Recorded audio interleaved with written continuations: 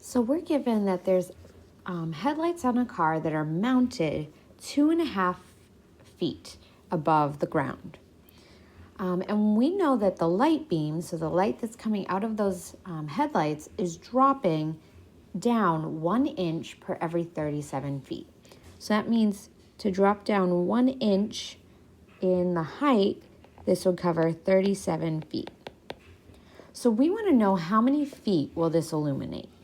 So what I want to do first is I want to take this 2.5 and I want to turn this into inches. So I'm going to